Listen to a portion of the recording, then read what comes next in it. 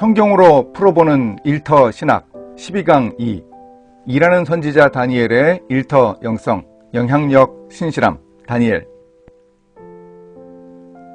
느부갓네살 왕이 꿈에서 보았던 신상의 두 번째 부분인 가슴과 배 부분에 해당하는 메데바사 제국이 들어섰습니다. 이때도 여전히 총리로 일하던 다니엘을 살펴보면 우리는 지난 영상에서 보았던 다니엘의 일터 형성 아이덴티티 외에 두 가지 일터 형성을 더 확인할 수 있습니다. 일하는 선지자 다니엘이 I로 시작하는 두 번째 일터 형성을 보여줍니다. 다니엘은 업무 능력에서 탁월하여 영향력을 발휘했습니다. 바벨론 왕 느부갓네살이 죽자 왕족끼리 물고 물리는 쿠데타가 연속해서 일어났습니다. 혼란스러운 상황이 이어지다가 벨사살 왕을 끝으로 바벨론 제국이 망하고 메데바사로 나라가 바뀌었습니다. 다리오가 초대 왕으로 등극했습니다. 메데바사 제국은 이집트에서부터 시작해서 인도의 인더스강에 이르는 엄청나게 넓은 영토를 차지했습니다. 그 넓은 제국을 다스리기 위해 다리오 왕은 영토를 120개의 도로 나누고 각 도를 책임지는 고위 관리들을 두었습니다. 그리고 총리 셋을 두어서 각 도를 관할하게 했습니다. 다리오 왕은 정치 형태의 변화를 모색하는 정치 개혁을 구상하고 세 총리들 중 다니엘을 수석 총리로 삼으려고 했습니다. 하지만 다리오 왕이 다니엘을 총리로 세우기 힘든 요인은 몇 가지 있었습니다. 일단 그가 망한 바벨론 제국의 장수 총리였고 또 본토인인 갈대아 사람이 아니라 이방인이었다는 점입니다. 나이도 많았습니다. 다니엘이 포로로 잡혀온 때를 15살로 보더라도 이때 다니엘의 나이는 81살, 81세였습니다. 건강상의 우려도 그를 신생왕국의 수석 총리로 삼는 데 부정적으로 작용했을 요인입니다. 하지만 다니엘은 일터에서 진정한 영향력을 발휘한 사람입니다. 다니엘은 탁월한 업무 능력으로 영향력을 발휘했습니다. 다니엘은 마음이 민첩하여 총리들과 고관들 위에 뛰어났다고 3절에서 기록합니다. 다른 두 총리들과 그들을 따르는 고관들이 가만히 있지 않았습니다. 계략을 꾸몄습니다. 한 달간의 기도 금령을 통해서 다니엘을 무너뜨리려고 했습니다. 하지만 기도한 다니엘은 사자굴에 들어가게 되었습니다. 대제국의 수석 총리 자리를 포기한 셈이지요. 그랬더니 다리오 왕이 왕의 채통도 있고 허둥댔습니다. 어떻게 하든지 다니엘을 살려보려고 애쓰고 어쩔 수 없이 다니엘을 사자굴에 집어넣고도 노심초사했습니다. 다리오 왕이 무엇이 그렇게 아쉬워서 이렇게 과잉 행동을 합니까? 왜 다리오 왕이 국법을 보란듯이 어긴 한 신하를 살리려고 이토록 노력을 했을까요? 혹시 다니엘은 다리오 왕과 같은 다시라서 덕을 본 것일까요? 다시는 왕족의 성이 아니던가요? 이스라엘의 유명한 왕, 이스라엘 왕조를 사실상 시작한 다윗의 성이 아닙니까? 다니엘이 왕족이었을 가능성도 있습니다. 다니엘은 느부갓네살 왕이 특별히 선발한 왕족과 귀족의 자제 중 한 사람이었습니다. 히브리 호칭 문화는 성씨와 이름을 함께 부르는 전세계 대다수 민족과 달리 이름만 부릅니다. 그러니 성씨가 같을 리가 없죠. 다니엘과 다리오 왕은 오늘 우리 시대에도 사회생활에 도움된다고 흔히 말하는 이런 연이 없었습니다. 두 사람은 혈연관계도 아니었고 학연도 지연도 없었습니다. 다니엘은 바벨론 왕국 시절 변방에 있는 작은 나라 유다에서 볼모로 잡아온 유대인이고 다리오 왕은 본토박이 갈대아인이었습니다. 그런데도 다리오 왕이 아랫사람 다니엘을 살리려고 그렇게도 노력했던 이유는 무엇이었습니까? 일태의 관점으로 다니엘 6장을 읽으면 분명히 이해됩니다. 다리오 왕이 다니엘을 살려보려고 그렇게 허둥댔던 이유는 다니엘이 능력 있는 사람이었기 때문입니다. 절대적으로 신임 많은 사람, 없어서는 안 되는 사람이었기 때문에 어떻게 하든지 그를 살려보고 싶었다는 말입니다. 다니엘은 탁월한 능력을 가진 사람이었습니다. 그리고 그의 정적들이 은밀하게 요원들을 동원해서 치밀하게 사찰해도 전혀 잘못을 찾을 수 없는 사람이었습니다. 다니엘이 그의 일터에서 보여준 업무에는 빈틈이 없었습니다. 다리오 왕이 이런 다니엘을 믿었고 그 성실성과 능력을 필요로 했습니다. 그러니 다리오 왕은 다니엘이 죽는 것을 어떻게든 막아보고 싶었습니다. 다리오 왕이 다니엘을 얼마나 신임했을까요? 마지못해 다니엘을 사자굴에 넣은 후 다리오 왕은 다음날 새벽 득달같이 사자굴로 달려가 보니 다니엘이 살아있었습니다. 그래서 왕은 다니엘을 사자굴에서 올렸습니다. 이후에 다리오 왕은 다니엘을 모함했던 사람들을 처형했습니다. 왕은 이 다니엘을 참소한 사람들을 가족들과 함께 끌어와 처형했습니다. 그들이 누구입니까?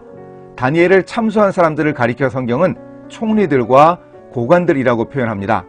그러니 세 총리 중에서 다니엘을 뺀 2명의 총리는 틀림없이 죽었습니다. 고관들 120명 중에서 다니엘에게 속한 40명은 모함에서 빠졌다고 보면 80명의 고관들은 전부 처형되었을까요? 그렇진 않더라도 핵심적으로 가담한 고관들 2명 이상은 틀림없이 죽었습니다. 그런데 이런 일이 황당하게 들리는 사람들도 있습니다. 한 성경 주석을 보니까 이 일은 메데바사 제국에서 하나님의 능력이 충만하게 드러났다는 문학적인 표현이라고 했습니다. 저는 그런 해석에 동의하지 않습니다. 이 일이 실제로 일어났다고 봅니다. 하지만 믿기 어려운 사람들도 이렇게 있을 만큼 대단한 일이었습니다. 다니엘이 활동하던 일터는 정치마당이었습니다. 다리오 왕의 입장에서 생각해 보십시오. 그 큰 나라를 다스리는데 80개의 도를 다스리던 고관들 중 핵심적인 사람들 다수와 그들을 관할하던 2명의 총리를 하루아침에 처형했습니다. 그리고 나머지 사람들도 정치적인 입지를 잃었겠지요. 그렇다면 국가행정의 공백을 어떻게 메우며 국방의 위기를 어떻게 해결하려고 했을까요? 당시 고대 사회에서는 상비군도 있었지만 지역의 정치 책임자가 국방의 의무도 동시에 담당했습니다. 만약 이런 정치적인 격변을 알고 외적이 침입했다면 그 큰 나라를 어떻게 지켜내려고 했을까요? 비슷한 시기에 메데바사 제국의 지도입니다. 아프리카의 이집트부터 그리스, 아라레 근처, 동쪽으로 인도의 인더스강까지 이르는 긴 국경선을 가진 나라를 어떻게 방어하려고 했을까요? 2 총리와 고관들을 처형하면 이런 위기가 올 것을 예측 못할 정도로 다리오가 혹시 아버지 덕에 정권을 잡아서 정치를 잘 모르는 젊은이였을까요? 아니었습니다. 다리오가 정권 잡았을 때 그의 나이가 62세였다고 밝혀줍니다. 다리오는 노련한 정치인이자 군사 전문가였고 마리올라 칼 한 자루 들고 대평원을 헤집고 다니면서 적의 목을 무수히 베던 용맹한 장수였습니다. 그리고 당시 세계 최대 제국의 군주로 군림하고 있었습니다. 그런데도 다리오 왕이 이렇게 상식 이하의 행동을 했다면 뭔가 뜻이 있었을 겁니다. 여기서 우리는 정치 개혁을 단행하려고 하는 다리오 왕의 2가지 포석을 읽을 수 있습니다. 첫째, 어차피 그의 신하들이 2 세력으로 갈라져 싸우고 화해하지 못한다면 한 세력을 제거하려고 했습니다. 다리오 왕은 소수이고 이방인인 다니엘을 선택했고 다수이고 본토박이인 신하들을 제거했습니다. 둘째 이유는 다리오 왕이 다니엘을 그 정도로 믿었다는 사실입니다. 우리에게는 이 2번째 이유가 중요합니다. 다리오 왕은 2 총리와 그 휘하 고관들을 하루아침에 처형해도 다니엘이 제국의 행정력 공백과 국방의 위기를 충분히 해소할 수 있다고 확신했습니다. 모함하던 신하들을 다니엘 대신 처형한 다리오 왕의 머릿속에는 이런 계산이 들어있었습니다. 다리오 왕은 자신의 정치 운명을 걸고 다니엘을 신임했습니다. 다니엘이 가지고 있던 인적 인프라와 느부갓네살 왕 때 39년간 총리로 재직하며 얻었을 국정에 대한 높은 경륜을 신임했던 겁니다. 우리도 일터에서 윗사람에게 신임받아야 합니다. 우리의 직업은 호구지책만은 아닙니다. 우리가 하나님의 사역을 제대로 감당하기 위해서는 내가 해야 하는 일의 업무 능력을 향상시켜 전문성을 갖추어야 합니다. 이것이 우리가 일터에서 발휘할 영향력입니다. 다니엘이 보여준 이런 영향력은 자신의 능력만 드러낸 것이 아닙니다. 자신이 믿는 하나님을 보여준 일이었습니다. 능력을 보여서 하나님이 더욱 분명하게 드러나셨습니다. 다니엘은 사자굴에서 살아나왔습니다. 하나님을 믿었기 때문에 가능했습니다. 다니엘이 결국 사자굴에서 살아나올 수 있었던 힘이 무엇인가 분명히 밝혀줍니다. 자기의 하나님을 믿었기 때문에 다니엘이 영향력을 발휘할 수 있었습니다.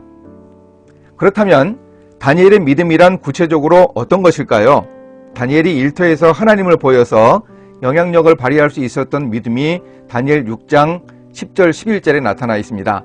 특히 11절은 다니엘의 정적들의 시점에서 다니엘의 기도하던 모습을 지켜본 기록입니다. 특이한 사항이 2가지 있습니다. 하나는 정적들이 볼 때 다니엘이 자기 하나님께 기도했다는 기록입니다. 하나님을 전적으로 신뢰했던 다니엘은 자신이 죽기를 각오하고 계속 기도하는 그 일을 통해서도 분명히 자신이 믿는 하나님이 역사하실 것을 확신했습니다. 그래서 다니엘은 일상적인 기도를 계속하면서 그의 하나님께 감사하며 기도했습니다. 정적들의 입장에서는 다니엘이 대제국의 실권 1인자 자리를 포기하고 목숨을 걸고 헌신하는 그의 하나님, 다니엘의 하나님이 몹시 부러웠을 겁니다. 또 한 가지 정적들이 특이하게 본 것은 다니엘이 기도하며 간구하는 것이었습니다. 정적들은 여러 사람이 모여서 다니엘을 지켜보았습니다. 증인을 확보하기 위해서 그들은 정확히 보았습니다. 그런데 기도와 간구는 무엇일까요? 이 기도와 간구라는 반복적인 표현은 다니엘 9장 3절에서도 발견할 수 있습니다. 그저 의미 없이 반복하는 것이 아니라 관용구입니다. 기도라는 단어는 기도의 일반 명사이고 대표 기도나 일상적인 기도를 뜻합니다. 간구는 어떤 목적을 놓고 특별한 마음가짐으로 또한 특별한 자세로 간절하게 기도하는 것을 말합니다. 죄를 뒤집어 쓰고 회개 기도를 한다거나 중요한 목표를 위해서 오랫동안 작정해서 기도할 때 이 간구라는 단어를 씁니다. 신약 성경에도 이 기도와 간구라는 표현이 있습니다. 대표적인 구절이 빌립보서 4장 6, 7절입니다. 기도에 대한 바울의 교훈을 보여주는 이 빌립보서 4장 6절 7절의 말씀은 바울이 복음을 전하다가 옥에 갇혔을 때 빌립보 교인들에게 했던 권면입니다. 그런데 일터 선교사였던 바울은 복음으로 인해서 고난당할 때 기도에 관해 교훈하면서 선배 일터 선교사 다니엘의 기도를 염두에 두었다고 생각해 볼 수 있습니다. 바울과 다니엘 두 사람의 정황이 비슷하고 두 부분의 단어와 배경 묘사가 유사합니다. 정적들이 바라본 다니엘의 기도하는 모습을 우리가 상상해 볼 수 있습니다. 예루살렘으로 향해서 열린 창문 앞에서 보란듯이 기도하는 다니엘을 정적들이 보았습니다. 유대인들은 보통 기도문을 가지고 기도했으니 시간에 따라 기도문을 보거나 외우면서 기도했을 겁니다. 그 기도의 내용 중 중요한 주제는 감사였습니다. 그런데 정적들이 보니까 다니엘이 기도하는 모습이 평소와 달랐습니다. 왜 다니엘이 눈물을 흘리지 않았겠습니까? 시간도 길어졌을 겁니다. 기도가 간구로 바뀌었습니다. 다니엘은 모든 것을 알고 있었습니다. 창문을 열어놓고 기도하면 왕의 총애를 받는 차기 수석 총리 후보라고 해도 사자굴에 들어간다는 사실을 알고 있었습니다. 하나님의 능력으로 죽음의 위기에서 노인받을 수 있기를 구했을 것이고 또한 사자굴에서 하나님의 사람답게 담대하게 처형당할 수 있는 믿음을 달라고도 기도했을 겁니다. 그런 다니엘의 모습을 정적들이 모두 지켜보았습니다. 이 모습이 바로 다니엘이 일터에서 자신의 하나님을 의지하는 믿음이었습니다. 다니엘은 이렇게 정적들에게 하나님을 분명하게 보여주면서 영향력을 발휘했습니다. 다니엘이 왕의 금령에도 아랑곳하지 않고 기도할 수 있었던 이유는 또한 이 승진의 마음을 비웠기 때문이라고 우리가 볼 수 있습니다. 사자굴에 들어가 죽을 줄 알고 있었으면서도 그 모든 권력과 영화를 누릴 욕심이 다니엘에게는 없었습니다.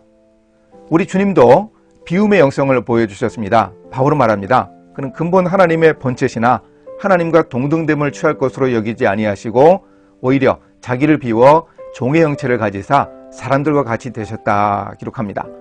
이렇게 마음을 비우신 예수님처럼 다니엘이 승진을 눈앞에 둔 상황에서 의연하게 그 기회를 포기했습니다. 내가 혈혈단신 이곳 타국에 와서 올랐던 모든 지위와 명예, 그것 모두 다 하나님이 은혜로 주신 것이지 그것을 거두어 가시면 다시 하나님 것을 찾아가시는 것이 아닌가. 우리 크리스천들은 이 승진도 크리스천답게 해야 합니다. 우리도 승진을 위해서 긍정적인 동기부여를 하면서 부단히 노력해야 합니다. 이런 승진을 일부러 피할 필요는 더더욱 없습니다. 하지만 승진을 위해서 뇌물이 오가거나 경쟁자를 깎아내리기 위해 가진 권모술수를 다 쓰는 네거티브 전략이 난무할 수 있습니다. 못된 방법으로 유치한 이익을 보려고 하는 상대방의 행동으로 내가 손해를 입어서 승진을 못하더라도 우리는 낭망하지 말아야 합니다. 부관애동하지도 말아야 합니다. 우리가 승진하면 선한 영향력을 발휘할 수 있습니다. 높은 지위에 오르면 오를수록 책임이 늘어납니다. 승진하면 마음대로 할 수 있어 좋은 것이 아닙니다. 커지고 늘어난 책임을 통해서 일터에서 선한 영향력을 확대할 수 있어야 합니다.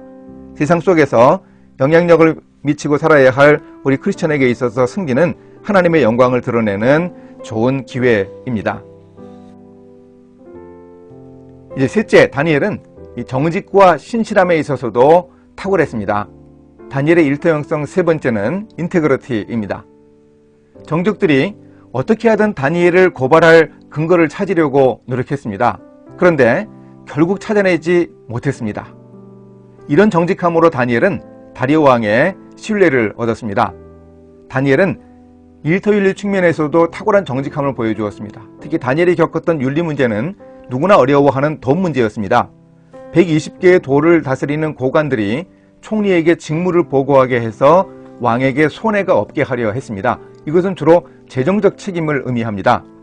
조세와 같은 중요한 업무의 행정적 처리에는 정직성과 온전함이 특별히 요구됩니다.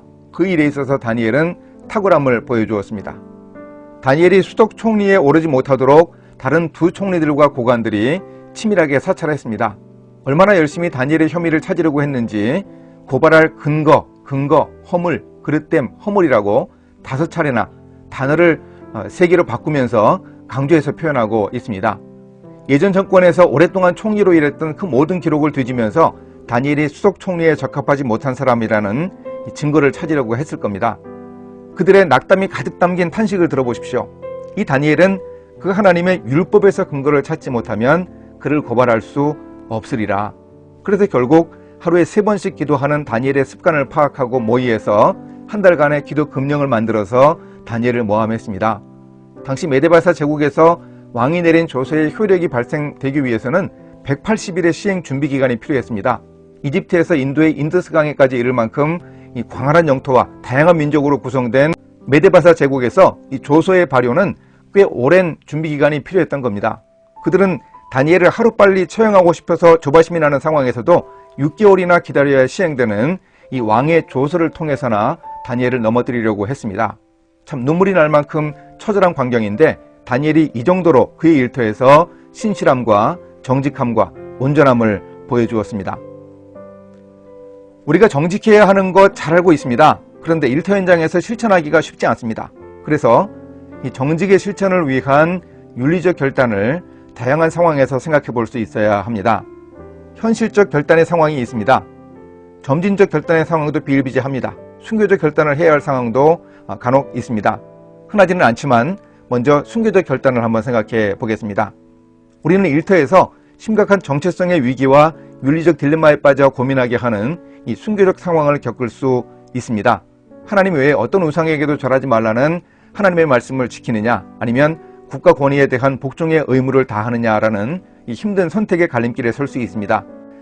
일터의 관행이거나 상사의 명령이라는 이유로 비리나 부정에 연루되기도 합니다. 밀실에서 비윤리적인 접대를 통해서 이른바 공범이 되기도 합니다. 다니엘의 세 친구들이 느부갓네살 왕이 세운 신상에 절해야 할 때 이런 힘든 결단의 상황을 맞았습니다. 먼저 중요한 판단이 선결되어야 합니다. 세 친구가 금신상에 절하는 일을 강요당하는 상황을 10여 년 전에 다니엘과 세 친구가 겪었던 바벨론 왕궁의 음식 문제를 겪는 상황과 비교할 필요가 있습니다. 그때 다니엘과 세 친구는 당연한 권리를 포기하면 되었는데 지금은 양해를 구해서 권리를 포기하기만 하면 되는 상황이 아니었죠. 국가의 녹을 먹는 관리라면 당연히 금신상에 절해야 하는 상황이었습니다. 그러지 않으면 풀무불에 던져 죽이겠다는 극단적인 지시를 받는 상황이었습니다. 이런 때에는 과연 어떻게 해야 하겠습니까? 그야말로 순교적 결단의 상황이었습니다. 물론 사드락과 메삭, 아벳느고가 겪은 것 같은 사건과 이 놀라운 구원의 역사가 우리에게 그리 자주 일어나지는 않을 겁니다. 오히려 실제로 순교를 각오해야 할 만큼 큰 아픔과 어려움을 겪는 경우도 생깁니다. 사표를 내고 회사를 그만두면 실직의 고통에 빠질 수 있습니다. 우리가 이런 극단적인 상황을 전혀 생각도 하지 않거나 아예 외면해버린다면 막상 그런 상황이 닥쳐왔을 때 우왕좌왕하다가 넘어지고 말 것입니다. 오늘 나도 이런 일을 겪을 수 있다고 가정하고 시나리오를 준비해야 하겠습니다. 그리 아니하실지라도의 순교적 결단으로 맞서면 하나님이 역사해 주십니다. 다니엘의 세 친구가 말했던 것처럼 위기 상황에서 살려주시면 하나님의 영광을 드러내며 간증할 수 있습니다. 우리의 일터에는 이 순교적인 결단보다는 점진적으로 차근차근 고쳐나가야 할 부분이 많습니다. 사도 바울이 로마서에서 실천적 교훈을 시작하면서 이렇게 말합니다. 내게 주신 은혜로 말미암아 너희 각 사람에게 말하노니 마땅히 생각할 그 이상의 생각을 품지 말고 오직 하나님께서 각 사람에게 나누어 주신 믿음의 분량대로 지혜롭게 생각하라. 누구에게나 획일적으로 윤리적인 결단을 강요하기란 쉽지 않습니다. 각 사람의 믿음의 분량대로 지혜롭게 판단하라고 바울이 권면합니다. 사실 죄악된 세상, 구조적인 문제점이 많은 우리의 비즈니스 현장에서 윤리적 잣대로 보아서 100% 깨끗한 일, 전혀 꺼림칙하지 않은 일은 없을 겁니다. 따라서 이 점진적 결단을 하겠다는 결심으로 우리의 일을 돌아보는 노력이 필요합니다. 회사의 회계나 격리 분야에서 일하는 직업인들의 비슷한 고민을 자주 접했습니다. 세금을 덜 내게 회계 처리를 하거나 일종의 이중장부를 만드는 일과 관련된 고민입니다. 크리스천 상사에게도 그런 주문을 받아 고민한다는 이야기를 들으면 더욱 난감합니다. 이런 상황이라면 어떻게 해야 크리스천답게 일하는 것입니까? 언제나 그렇지는 않지만 저는 이때 점진적 결단을 종종 권합니다. 탈세해서는 안 되겠으나 절세의 방법이 있지 않습니까? 물론 회계 업무에 대한 전문적 지식이 있어야 절세의 방법도 찾을 수 있습니다. 그런 방법들을 연구해서 윗사람에게 적당한 기준을 설정하고 단계적으로 처리하기를 제안하는 겁니다. 아무런 노력도 하지 않고 포기해버린다면 너무나 안타까운 일이 아닐 수 없습니다. 윤리적 결단에는 하나님이 주시는 용기와 더불어 지혜가 필요합니다. 문제를 분명하게 인식하고 당장 뒤집지는 못하지만 시간을 두고 일터의 변화를 가져오겠다는 생각으로 노력을 계속할 때 오염된 저수지가 조금씩 맑아집니다. 우리의 노력이 끊임없이 흘러드는 맑은 물이기 때문입니다. 어느 세월에 썩어빠진 저수지를 맑게 하겠느냐고 낙담하거나 한탄하지 마십시오. 핑계거리도 찾지 마십시오. 깨끗한 물이 흘러드는 수로를 여러 개 더 만들면 됩니다. 흘러드는 맑은 물의 양을 늘리면 언젠가 그 호수가, 저수지가 깨끗해집니다. 점진적 결단과 더불어 또 한 가지 결단의 방법은 현실적 결단입니다. 바울은 율법 있는 자가 아니었지만 율법 있는 자에게 율법 있는 자같이 되었습니다. 약한 자가 아니었지만 약한 자들 앞에 약한 자가 되었습니다. 왜 그랬는가 하면 그 한 사람이라도 얻기 위해서 그랬습니다. 복음의 본질은 변화시키지 않지만 복음을 담은 그릇은 얼마든지 바꾸어서 사람들에게 복음을 전해서 한 사람이라도 더 얻을 수 있기 위해서 노력을 했습니다. 우리가 살아가다 보면, 일하다 보면 최악을 피하기 위해서 차악을 택하는 안타까운 선택을 해야 하는 순간도 있습니다. 우리 일터 현장에 그런 일이 종종 있습니다. 물론 그런 결정으로 인한 부작용에 대해서는 자신이 책임지겠다는 자세가 필요합니다. 현실적인 결단은 그야말로 고육지책이 아닐 수 없습니다. 비리와 부정이 대세인 세상에서 일하면서도 우리 크리스천들이 순결하고 지혜로운 일처리 방법을 개발하기 위해 몸부림칠 때 우리는 후배나 자녀들에게 할 말이 있을 겁니다. 평생 비즈니스 현장에서 노력하여 아직은 어설프지만 한 가지 길을 찾아놓으라고.